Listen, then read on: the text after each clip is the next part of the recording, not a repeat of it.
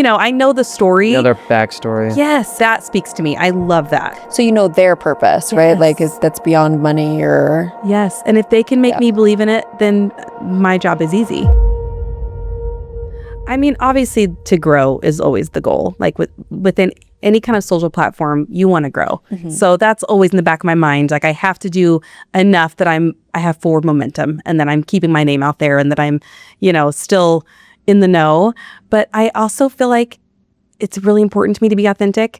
And if I were constantly just like taking things just to take them or just filling my time, that doesn't feel authentic to me. Right. And so a lot of stuff I come across because I come across it. And to me, you mentioned that your sister sends you recs. I hope that's what it feels like for people because that's my intention. I want it to feel like this is your friend or your sister sending you recs because and I love it. That's what I'm doing. Well, it's great. And then, we'll go on a trip and have this much more memorable experience than we otherwise would have, and I wouldn't have known about it. So I'm grateful there's people that have made it more of a job and said, no, like I'm going to let anyone that comes to Vegas know this is where you should eat. This is where you should go around Christmas time or the holidays or whatever. Yeah. Are you beyond Instagram? Are you on all the platforms, or have you just said, you know what, I'm just going to go all in on Instagram? I should be. I am barely on TikTok, like tiny baby on TikTok. I just actually started posting on there. I actually thought I was going to go away. Do you remember when all that happened? Yeah. We were going to lose TikTok. So I thought, I'm not going to worry about it. It's going to go away anyway. Why start? And that was not wise because it has not gone away. Yeah. And so I have started to kind of put some stuff on there, but not as much as I should. So that's 2026. That's the 2026. We have goals. Yeah. So is your garage, I imagine your shower, your bathroom, is it just overflowing with free crap? No, it's really not. Really? No, I'm not a big stuff person anyway. I don't like clutter. I would rather have experiences most often. But that's not to say I love to shop. I love a cute boutique. We have some awesome ones. Let me shout out Chloe and Mint. They are a brand new plant store and also like home boutique in town. Where is it at? Oh, it's more southwest. I've only been once, so I could be leading you the wrong way, but I want to say I like went down Buffalo and Southwest-ish. Chloe and Mint. Chloe and Mint. This is awesome because there's so many plant stores that pop up and then leave. Yes. It's devastating. I mean, we have a few that I love. I'm a plant lady, so I love them anyway. But this place was one of those where I went and I was like, oh, this is magical. Like, this is darling inside and just really nicely curated. Anyway, I love, fun products and stuff as the next person. But I'm pretty good at offloading too because I don't like clutter. So specific of what I keep in my house. Did they send you home with 20 free plants? No, they didn't. But I do have some credit there. I'm going to be getting some more. I have to limit myself on my plant intake. Well, and that ties into Ash and I want to know, like, how do you get paid? Is it all perks? Is it a mix? Do you have a price list? I think that a lot of people want to know when you're an influencer and a content creator, is it really something that can be lucrative, or is it just you get some nice swag and you get some free dinners out of it? It's a mix for sure. So it's kind of dependent on the business. I never want to hurt a business. So if it's a small business and they come to me and they say, we are struggling, we can barely keep our doors open, I am not going to be like, gimme, gimme, gimme. I want to help them. And I feel like that is a big part of, what I'm trying to do is be helpful. So that being said, obviously, I also have to treat myself like a business too. So there are times that I do trade. So maybe it's a gift card or 10 free plans, or not 10, but whatever that might be. And then there's some businesses that pay and they would rather just, have a simple transaction, cold hard cash and be done. Those are typically like the bigger businesses. I don't do a ton of those, but like that's pays the bills. So I slip those in a couple times a month and I'm honest about that. I've told people like, hey, you're going to see an occasional ad or you're going to see an occasional bigger business on here, whatever that is, because that's what pays. Yeah. More than the small businesses do. But I'm grateful for all of it. And I just try to be flexible.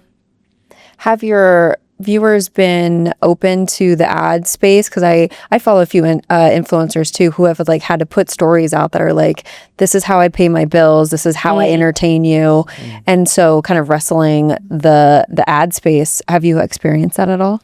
Not really. I genuinely think I have the nicest group of followers. Like, they're so good to me and so nice. And I hope they feel that back for me. I just feel really grateful because I don't get a lot of ugly. I don't get a lot of the bad side of it. But do you read all your comments? Do you try to stay on top of it? Is it, I mean, I get really behind on DMs and I can get really behind on emails. So those are the two things that probably are my biggest pain points, is just trying to stay on top of it. But I try to at some point. I'm going to get to it eventually. And if I don't, send me another message because it got buried and I forgot. So what is one misconception that people have about content creators that you would love having the mic in front of you to clarify or to clear up? There's a couple things that come to mind. Number one is sometimes you hear that, you'll just take anything, you'll do anything, like that there's not a lot of authenticity or heart to it. And I hate that because I know a lot of creators in town and that is not the case. And I think sometimes people think that because some person will love something and someone else will say like, that's the worst I've ever had. But we all have our opinions. I go to these places with an opinion and an iPhone, and that's what you're getting from me. And so we're not all the same. We're all different, and that's okay, but it doesn't make it any less authentic. Okay. And speaking of authentic, fantastic, amazing, the best. Is that just something that you have to say? Because I'm always more practical and no, like if you like this kind of food, you'll enjoy it. Like, pretty good. Like, you can't do that in your space, can you? Not really. I think I can on stories. I always feel like I can be a lot more myself on stories because people aren't giving me just like 30 seconds to get something out. But when you're if I'm putting something permanently on my page, then it is because I love it. And I do think it's great. So you're an authority in that way. Yeah, and I'm kind of an expressive person. So I'm going to be like, this was so good. I'm not, you seem much more even keel. That's good. That's not my vibe. Okay. We've got excitement over here. So you've got a vibe. Yes. Okay. And I genuinely feel that. I'm like, this, actually, it goes back in my lineage. We joke because my mom will be like, these are the best tacos I've ever had. And she'll say that like 9 times in a year. So it's a thing where we're just very excited with people. My fiance does that. Like, everything's the best thing he ever ate in his life. And the lawyer brain and you is just like, is it? You said that yesterday. But don't let that, make you think I don't have a solid opinion on it. Because I just can find things that I love. Right? Yes, that's what I'm looking for, and that's what I'm going to share. And also, this is more, I guess, information for the businesses than for the consumer, but the more that I mention something, the better it is for the business. So, we met actually via Greenhouse because a smoothie place, yeah. A smoothie place. And I went the first time because another content creator talked about him all the time. Like every other week, she was back in there eating the same pizza. Shout out Local Livin'.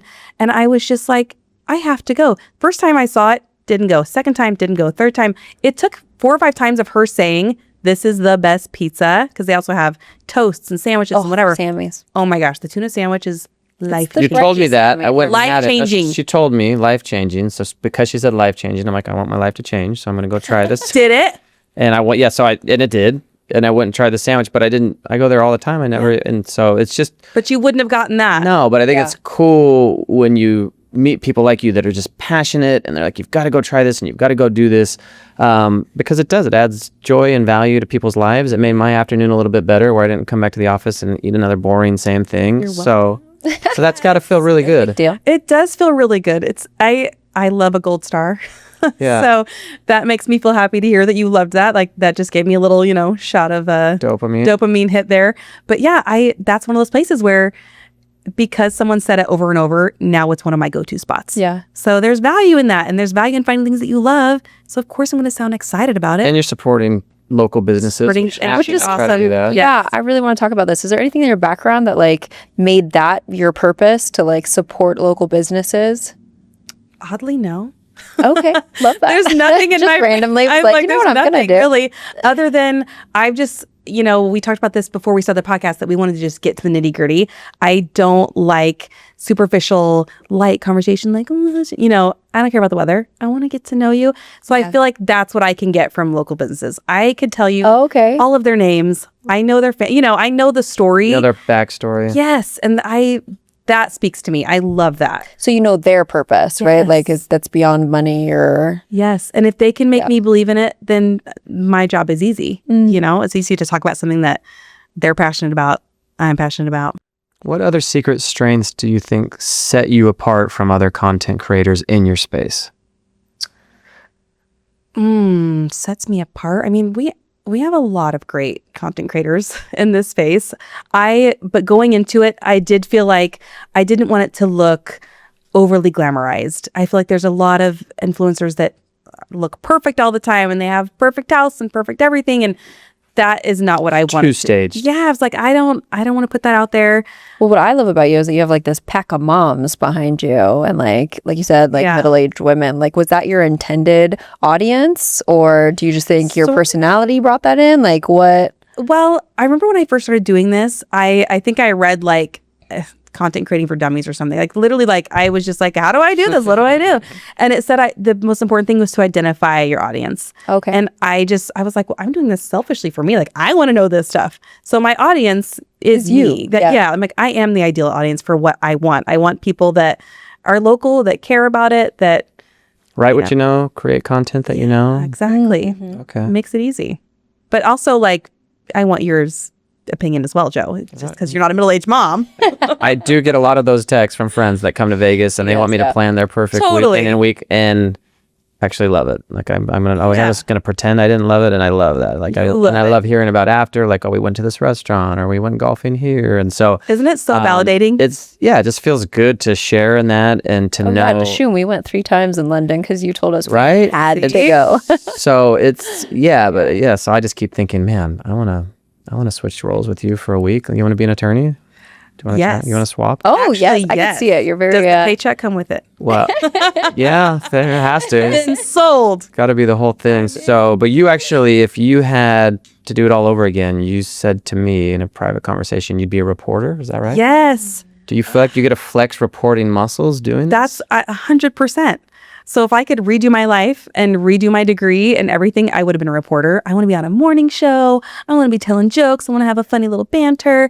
And obviously that did not come to fruition. So this is like my little baby version of getting to report. Yeah, but see, you get to do this, and Ash and I get to do this podcast without, you don't want to be too big because then you lose yourself. Totally. Right? I mean, it's hard to keep a marriage and a family and all that. So that's what I love about social media and content creation is you get to flex these creative muscles in a space where you can actually go to another city and enjoy it without people coming up for autographs and pictures so far, right? I was going to say, never get into TikTok. Never ask for an autograph. Once you unleash, what you do on TikTok, it's going to change. But it's nice. Like, I think it's great for entrepreneurs, like that they can say, you know what, there's this part of my personality. I wouldn't think there's a way to make something out of it and maybe even make some money. Yeah. But clearly you've done that with that, wanting to be a reporter, and you are reporting. I'm trying. And that's what works for my lifestyle with having a spouse who's, so busy and having kids. Like, I needed something flexible. And so this is that thing. This is like being a reporter, very flexible. I want to talk about that though. How has having kids, being a mom, influenced your influencing? Well, in a few ways. Number one, I always have in the back of my mind how this is like affecting people that are like, if there's a teen watching, what would they get out of this? Like, are they going to get a fun idea and be motivated to take friends and go on a, fun night? Or are they going to think like, get the negative side effects of social media? So I do think that a lot just because I'm looking through the lens of how it would affect my kids. And then also, I'm just always looking for fun, kid-friendly content. I want places to take them just as much as everybody else does. So especially in the summer when it's 9,000 degrees here. Gotta have some little bit. Gosh, I have to have something to do. So I found Ninja Lair. I'm like, I need something to take these feral children to do that's going to get all this energy out. So how old are your kids? They're 9 and 11. Oh, okay. And they're actually not feral. If they listen to this, they'd be like, Mom, they're great kids. They really are. If there was something that you could change about content creation, what you do, what would you get rid of? What would it be nice to say, oh, I hate having to deal with this? Probably comparison. It's just like, anyone, I'm not immune to it just because I'm part of social media. AKA thief of joy. Thief of joy. It really, really is. And I have to remind myself all the time that there's room for everyone, and that just because, someone else is exploding and I'm not, or, whatever, I have to really make myself feel proud of what I have. Because it's really easy to look at everyone else and think, well, you even said in the beginning of the podcast, I'm a small fish. Yeah. I've only got 32,000 followers. No big deal. We could compare and be like, well, we only have a couple thousand followers on our Instagram. So it's like, it is a really dangerous game to start playing of like, okay, well, I could be doing this, right? And but I know that you really try hard to only compare yourself to yourself, right? Yeah. And, That's my only competition is me. But it doesn't stop. Like, you have to keep reminding. You have to remind It's not like you do it once and then you're done, right? Totally. And then the other thing is, there's sometimes that I really want something to be successful for a business and it doesn't go off like I want it to. So I'm always surprised by what goes viral or what goes big. I'll think this is so cool. This is going to go bananas. And then it's when it doesn't. And then something that I think, who's going to care, will go huge. I hear that all the time. Yes. You never know. Like, never know. It's so unpredictable. So that to me is also hard because since it is a lot of local stuff, I know these people and I know that they need, the publicity or whatever. And so I so badly want it to just go bananas. And there's some of that too that I will hold myself to a standard and be disappointed if it didn't go like I wanted it to go. Do you get like the gnarly comments? Because I've seen more and more influencers talk about this too, that just people are getting vicious in the comments and online. Do you get that? I don't get a lot of gnarly comments. I would say the thing that there's a couple of things that kind of irk me a little bit, not so much gnarly, but some people are very demanding and they will just like, I'll just get a DM and it's like, where should I go for dinner? Da, da, da. And I'm like, no, nice to meet you. Like, no. Buy me a drink first. Yes. Yes. Like we just skipped ahead there. So there's like, that bothers me because, sometimes there was this person that asked me for recommendations that I spent like 15 minutes and I have a lot to go through. So if I do that for every person, that's a lot of time. And I sent this really thoughtful message back with all these ideas and and then they never said thank you. Not even. I'm like, heart the message. Like, give me an emoji. I gotta take time, and you're thinking. Yeah, so that stuff will bug me. But I think it goes back to the point, right? That like people almost forget that there's a human on the other side. Totally. Yes. Yeah. They might see I'm a service, but no one's paying to get that service. Like Instagram is free. So that is one thing that like, it's not me messages, but it's more a lack of like common decency and how to have a conversation. And then the other thing is sometimes I will like shout out businesses and I'll be like, oh my gosh, da, da, da. They see it and they never say a word. I'm like, you couldn't say like, thanks for coming in. Just stuff like that. So I feel like social media makes us lose some of that common decency that you would have in person or you would have in any other medium. But I feel like with that, it just feels so transactional sometimes. Like, just tell me what I need to know or just do this for me. And I don't love that. Why do you think it's like that? I think that's such a weird, for anybody to go on anybody's page and say, I don't like the way you look, or like, why spend your time doing that? Well, can I answer for you? Sure. Or at least I have a thought on it. I'm going to take that. I'm going to take your question. All right. I think it's the same reason you can get in a car and be a jerk and flip people off and honk, and you would never do that if you weren't in a car. I think you just feel this invincibility, and so when you're not face to face like we are right now, it just kind of exposes who you really are and your worst character, I think, right? Because for sure. I would certainly say thank you if you spent time, or at least hearted at a minimum, right? Give me a thumbs up, just tap. Yeah. Like, that's kind of probably what you're feeling is like, you can't even double tap this to give me a little love. It just makes me feel kind of icky. Just makes me feel like taken advantage of a little bit. So that's the one thing I would say is that I don't get a lot of me messages. It's more demanding. I did have one video where two people, this has never happened before, two people in the video said that like my voice was bad. One guy's comment was like, oh my gosh, how do I turn it off? And that's like stuck. It was like poison. It's stuck in my head. Like, I've thought about that every Yeah, I don't think I have. You're talking about it, right? Yeah. If somebody says that about Asher, I shut this down. Yeah. The podcast is over. Right? Sometimes I don't think I have like the mental wherewithal to handle the heat, Yeah. Oh, me either. I am sensitive. So little things like I've had a couple little things like that, so I don't think I could take much more because that guy's already done a number. Yeah, post and ghost. Don't read all the comments. My gosh. Yeah, skip those. Post and ghost? Okay, I've never heard that before. You're so trendy. Oh yeah, I'm definitely. Ask my kids. I'm definitely. He knows. Do you say on trend? I don't even know if that's. So in a world of people that want to become influencers these days, what is a habit, a belief, a superpower of yours for going from 0 to 32,000 followers?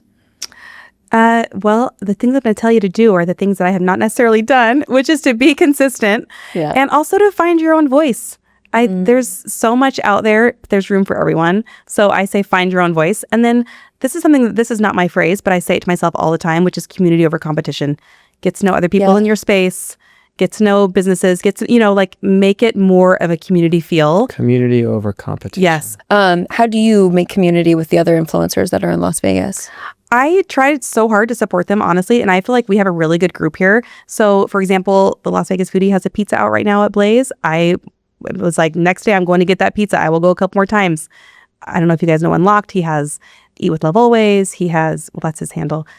He has Sorry Not Sorry Creamery. Like, he's an influencer who opened his own businesses. I will go to those businesses. I feel like you have to support people if you want them to support you back. Right. And it's just karma. It's just doing the right thing. So do you kind of see them online and then give love back? Or do you guys like all get together and have...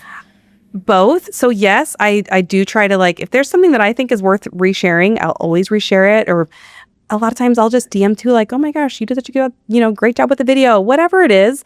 And then it is a community feel too. Like, there was a holiday party last weekend that a couple of the foodies in town hosted, and I got to go, and there's a bunch of creators, and how fun. It's really fun. And I just think, why not support each other instead of compete with each other? Yeah, it feels a lot more fun that way.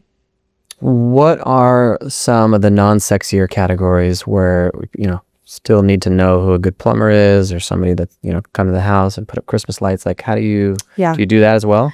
100%. And I actually feel like that is something that I do that's a little bit different. I don't see a ton of that out there, but I want to know that stuff. I want to know. I have the best dentist. I have the best pest control. Life Dentistry. I think like 150 people have gone there now or more. That's awesome. My last checkup. Who else? Yes. Okay. Loyalty Plumbing. Like, they're a local business. They're veteran owned. It's woman owned, sold. They're, consistent. They do a great job. You have pest problems. Chad is the best. Like, I know all these people. I know their names. They're local. And I think people need to know that. Like, of course, you need a restaurant to go to, but you also need to know who to call if your house is flooding. Arguably more. Yeah. Arguably more. So I got you on that stuff Is too. Angie's List gone? What is that? That's the old, like, it used to be a website where people would do reviews. I don't know her. You could find a plumber or anything like that. But I'm saying you're basically doing the same thing on a local level. Yeah. I just want people to know that they can come to me for more than just, where to go to dinner. Like, I want all the good recommendations. Okay. I know you are a lover of books and chocolate. Yes. What's the best chocolate? What's the best book? What's a book that's changed your life? Book that's changed my life? Ooh, just say a book that I love. Book that you love. There are, of course. Okay, book that changed my life would actually be The Scarlet Letter. I can give you that one. Wow. And that's because I read it in high school. I loved it so much, and I loved the, all the symbolism and nuance. That's why I got my degree in English literature.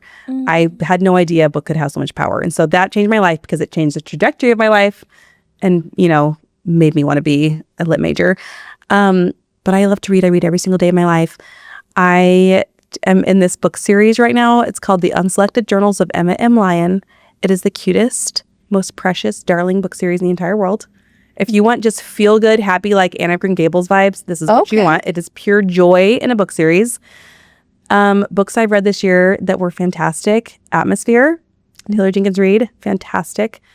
Another space book, Project Hail Mary. I just finished that. Amazing. Wasn't it so good? If you don't know about it, Ryan Gosling's in it. So the movie's coming out in March, so I was like, I gotta read the book first. Fantastic. Don't watch the trailer. It will spoil it. It will spoil it. I've been recommending it to friends. Did you do the audio or did you read it? No, I read it and I sent it to 3-4 friends, and it's a 2-dayer. You'll just you will blow it'll kill your week. Fantastic book. Yeah. All right, sounds good. So and then you said best chocolate. I mean, I gotta go local. Ethel M. I love Ethel M. Ethel M. I love to go out there and take my kids to the cactus garden, and you can do the little tour and you can do the little tasting, and I've never been there. Isn't that what? I know. You have Christmas to go. It's so fun. But what's funny is my favorite chocolate there is probably maybe an obscure one, but I love the lemon dark chocolate. So it's dark chocolate and it has like lemon flavor inside, and something about that like bright citrusy lemon with the dark chocolate. Oh my gosh, that's so delicious. So McKay, you've got the Instagram McKay.approved, right? I do. Where else can people find you? In the yellow page, just kidding. Not on Andrew's list. You can find me usually at Target, Costco, Sam's, around town. Walking around. Yeah, somewhere around town. I mean, I'm trying to get TikTok going. Same thing on there, McKay.approved, but it's a...